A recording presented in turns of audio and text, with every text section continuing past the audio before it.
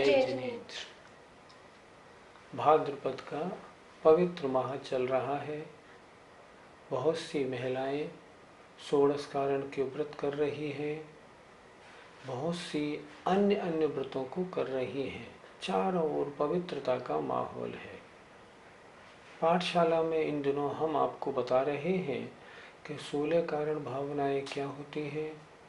ऐसी वे कौन सी भावनाएं हैं जिनको भाने से इस जीव के तीर्थंकर नामकर्म प्रकृति का बंध होता है और ये जीव तीर्थंकर पद को प्राप्त करता है। 16 भावनाओं में से 6 भावनाओं का वर्णन हो चुका। आज 7वीं भावना है शक्ति तस तप भावना। आइए इसके बारे में आज कुछ चर्चा करते हैं। बाह्य तप कितने प्रकार के होते हैं? बाह्य तप 6 प्रकार के होते हैं।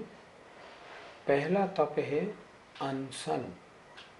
अनशन माने चारों प्रकार के आहार का त्याग करना, अर्थात खाद्य, स्वाद्य, लेय और पेय चारों प्रकार के आहार का त्याग करना, इसे कहते हैं अनशन।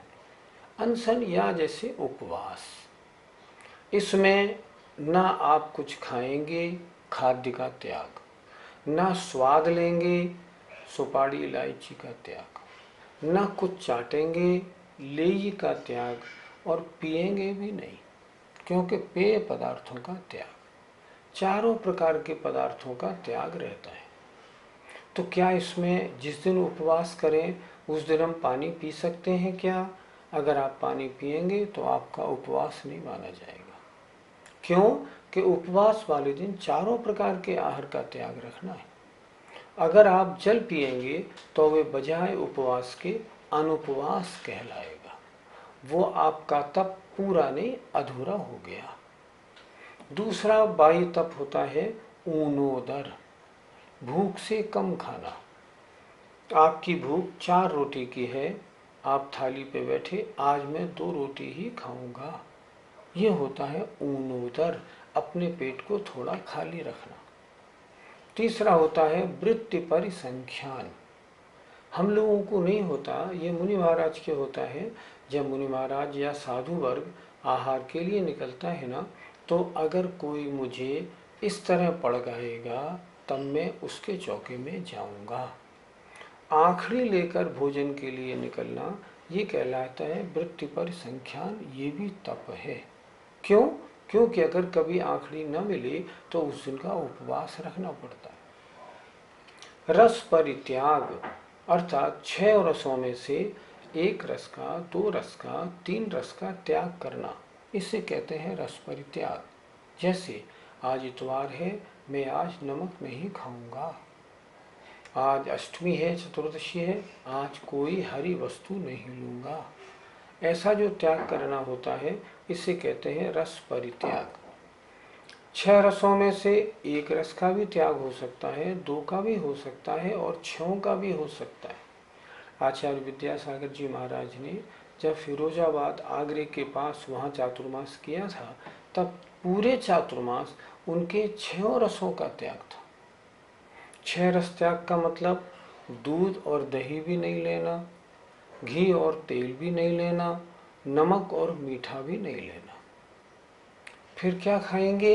कुछ नहीं, दाल रोटी खाएंगे, लेकिन दूध, दही, घी, तेल, नमक, मीठा कुछ नहीं। ऐसा त्याग रखा जाता है। इसे कहते हैं रस परित्याग। विविक्त शय्यासन, विविक्त माने एकांत स्थान में सोना और बैठना। इससे क्या होता है?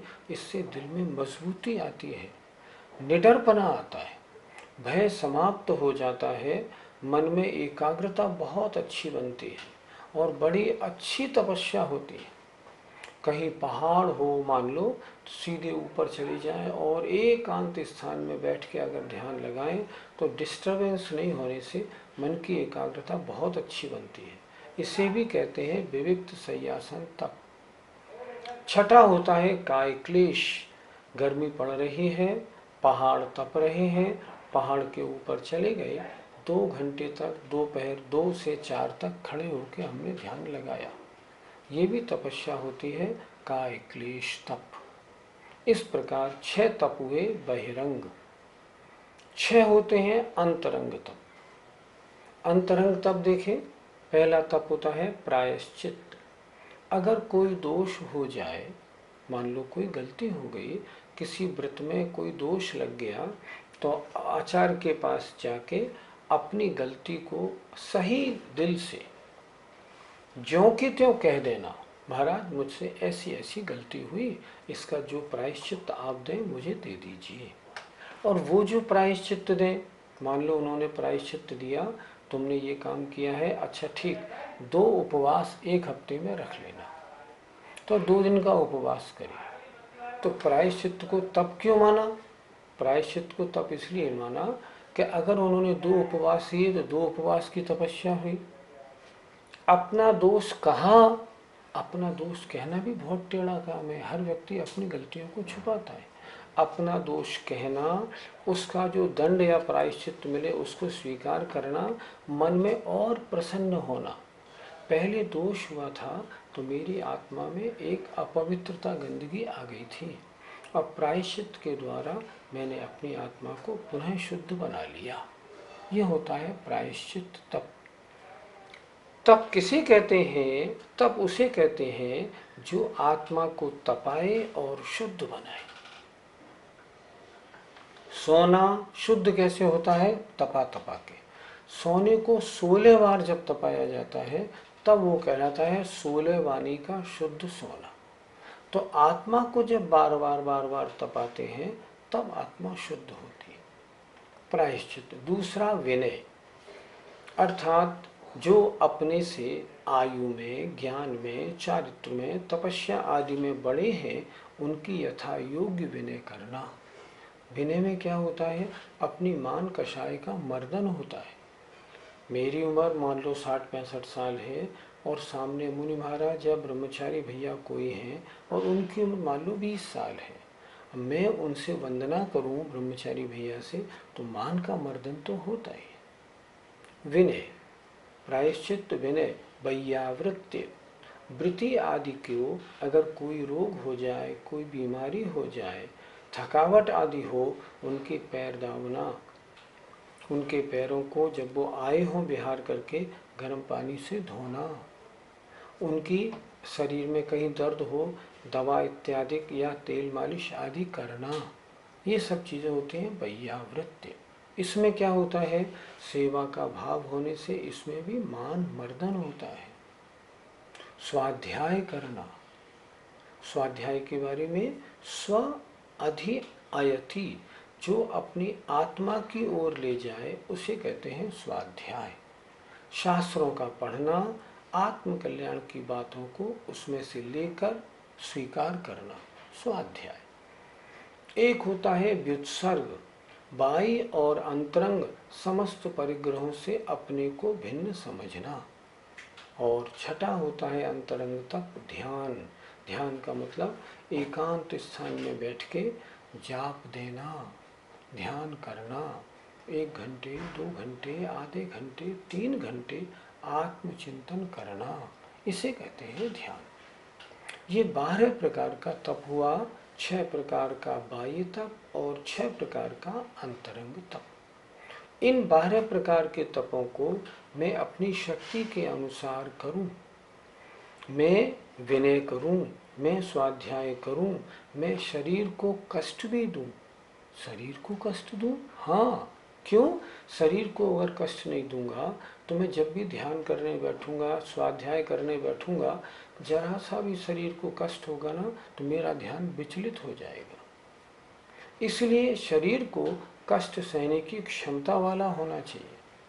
हम देखते हैं जो लोग एसी में रहने का अपना अभ्यास बना लेते हैं ना, वे अगर कहीं मान लो क्षेत्र पे जाएं और वहाँ उनको धर्मशाला में एसी न मिले तो वो छटपटाते रहते हैं, क्योंकि उन्होंने अपने शरीर को उस रूप में ढाल दिया एसी में। ऐसा नहीं करना चाहिए।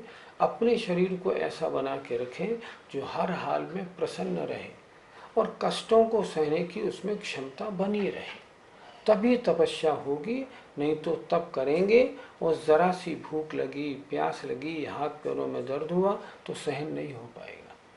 इसलिए ये 12 प्रकार के तप आत्मा को तपाने और शुद्ध करने में कारण होते हैं। शक्ति तप कहने से क्या तात्पर्य है? इससे तात्पर्य है शक्ति के अनुसार तपस्चरण करो।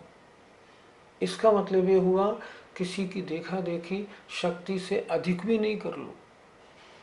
इसने 5 दिन का उपवास किया है, मैं भी 5 दिन का उपवास करूंगा और मुझसे हो नहीं सकता 1 दिन का उपवास भी, ऐसे नहीं।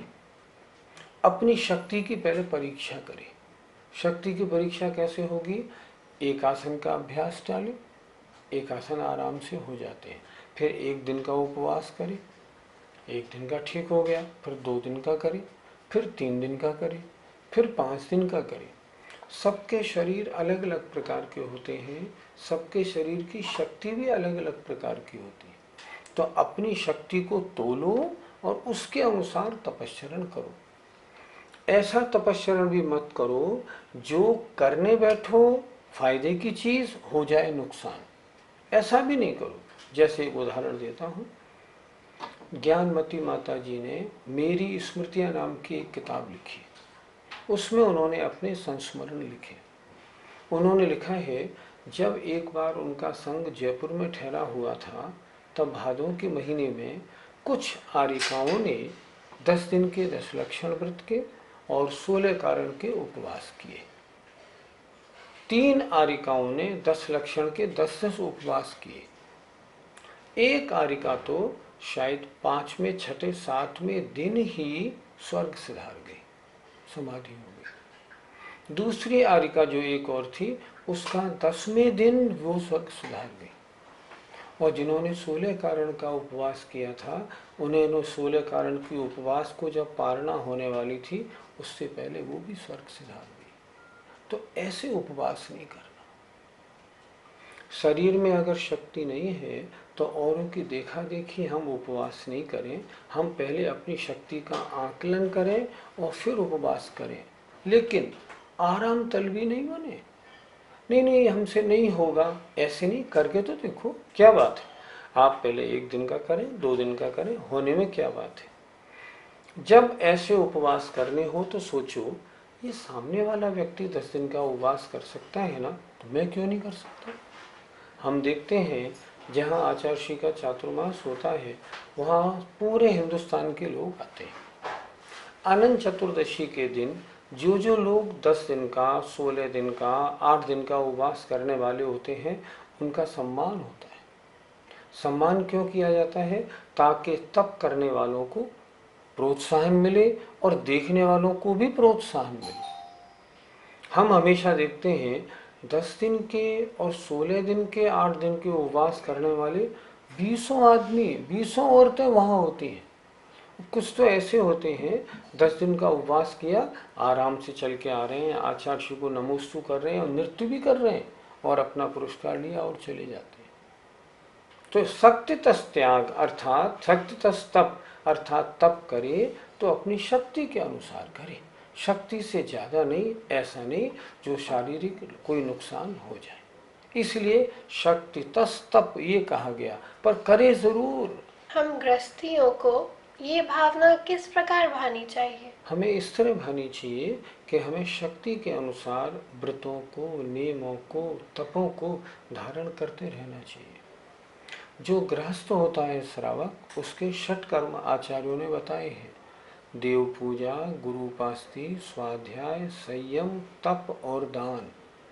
अर्थात ये तप भी श्रावक का नित्य का 6 कर्मों में गिना जाता है। हम नित्य आए और भोजन करने बैठे तो नियम बना ले, आज मैं 2 हरी लूँगा, आज मैं 1 ही दाल लूँगा, आज मैं 1 रोटी कम खाऊँगा, आज मैं अन्न नहीं खाऊँगा, मात्र फल और दूध लूँगा। अगर ऐसा अवसर मिला और ऐसे अवसर मिल गया और आपने उस तरह का तपस्चरण आपने किया ना, तो इस तरह शक्ति के अनुसार तप करने का आपको अभ्यास पड़ जाएगा। तप करना, उपवास करना बहुत जरूरी है। क्यों जरूरी है? हमारा लक्ष्य क्या है? हम आगे चल के व्रती बने और मुनि या आरिका बने। तो अगर ऐसा हमारा लक्ष्य है तो मुनि और आरिका वही बन सकता है जिसने पहले भी तपस्चरण किया।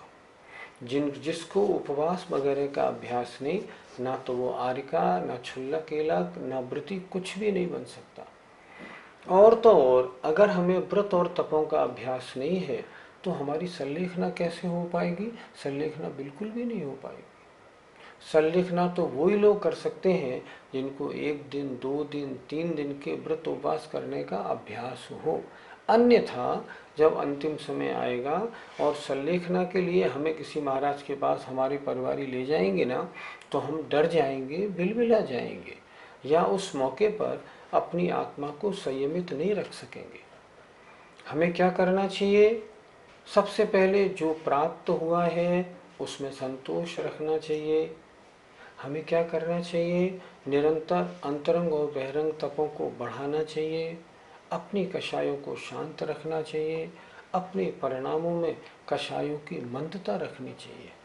अगर ऐसा करेंगे और फिर उसके साथ में शक्ति के अनुसार हम तप करना प्रारंभ कर देंगे और निरंतर उस तप को अगर हम धीरे धीरे बढ़ाते जाएंगे तो क्या होगा? शक्ति तस त्याग नाम की भावना होगी। और यदि हमारे परिणाम साथ में संपूर्ण विश्व के जीवों का कल्याण कैसे हो ये भावना भी साथ में होगी, तो तीर्थंकर प्रकृति का बंद होना भी संभव है। अतः शक्ति के अनुसार हम सबको तप जरूर करना चाहिए। बहुत आसान काम है। अब देखिए, आगे 10 लक्षण पर्व आने वाला है। आप अगर इतना कर लें, मैं पंचमी, अष्टमी, दसवीं, चतुर्दशी को एकासन रखूंगा शक्ति के अनुसार, तब आपका प्रारंभ हो गया। इतना न बने, अष्टमी चतुर्दशी रख लें, इतना रख लें मैं अष्टमी चतुर्दशी का उपवास रखूंगा, तो शक्ति के अनुसार तप आपका प्रारंभ हो गया। आप में से जो महानुभाव ऐसा अभ्यास नहीं करते हो उन्हें अभ्यास करना चाहिए, कुछ भी नहीं बिगड़ता। शक्ति के अनुसार तप करें। हम में और आप में बहुत शक्ति है, करके तो देखें, कोई मर थोड़ी जाएंगे, क्यों डरते हैं? हमें उम्मीद है कि अब के जो 10 लक्षण पर्व आएगा इसमें आप सब लोग कोई ना कोई नया तप लेके आगे बढ़ेंगे। आइए, जय जिनेंद्र।